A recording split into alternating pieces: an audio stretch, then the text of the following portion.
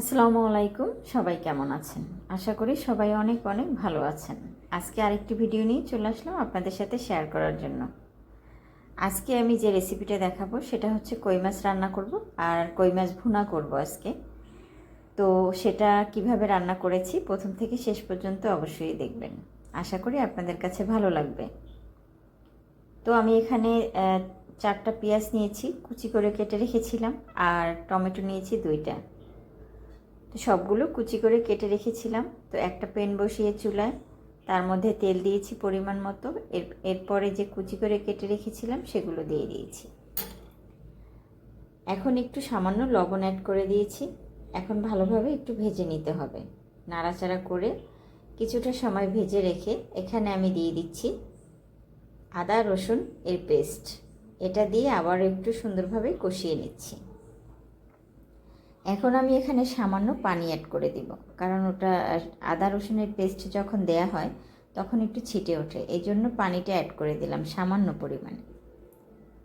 এখন আবারও একটু ভালোভাবে নেড়েচেড়ে দিতে হবে সামান্য আর একটু পানি দিয়ে। এখন বাকি যে মশলাগুলো আছে সেটা এখানে দিয়ে দিচ্ছি।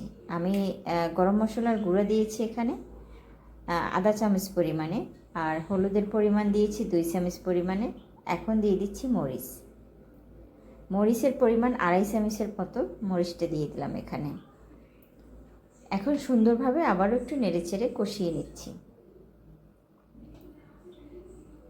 এখন খুব সুন্দরভাবে হাতের সাহায্যে এভাবে কষিয়ে নিতে হবে, একদম তেলটা যখন বের হয়ে আসবে আর মরিচটা যখন মরিচের একটা ঘ্রাণ থাকে সেটা থাকবে না, একদম সুন্দর একটা ঘ্রাণ আসবে।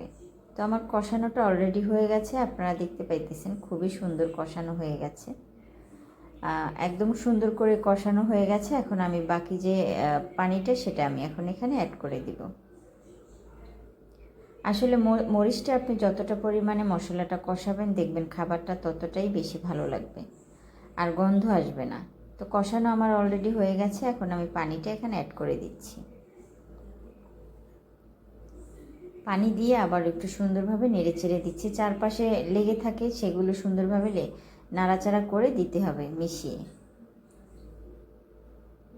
তো সামান্য পানি আমি সবগুলো পানি এখানে অ্যাড করে দিয়েছি। এখন মাছগুলো আমি একটু ভেজে রেখেছিলাম, কড়া করে ভেজে রেখেছি মাছগুলো, আর মাছগুলো ভেজেছিলাম সামান্য হলুদ আর হচ্ছে লেবু দিয়েছিলাম আর লবণ দিয়েছি, এটা দিয়ে মেখে রেখেছিলাম, তারপর একটু ভেজে নিয়েছি। এখন মাছগুলো এই ঝোলের মধ্যে আমি দিয়ে দেব এক এক করে।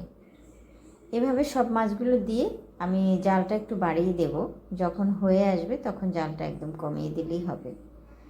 আমার এখনও হয়নি, আমি একটু নেড়েচেড়ে দিচ্ছি, কারণ বলক এসে গেছে, একটু সামান্য নেড়েচেড়ে দিতে হবে। সবসময়ের জন্য আমি খাবার রান্না করলে একটু পানির পরিমাণটা বেশিই দিয়ে থাকি, কারণ আমার মনে হয় এটা দিলে আপনার যে কোনো জিনিস রান্না করলে ওটা ভালোভাবে একদম সুন্দর, কোনো গন্ধ থাকবে না। তো আমার রান্না কিন্তু অলরেডি হয়ে গেছে, দেখতেই পাইতেছেন খুবই সুন্দরভাবে একদম রান্না কমপ্লিট হয়ে গেছে। তো আজকে আমার কই মাছ ভুনা করেছি, কেমন হয়েছে কেমন লেগেছে অবশ্যই জানাবেন। আল্লাহ হাফেজ।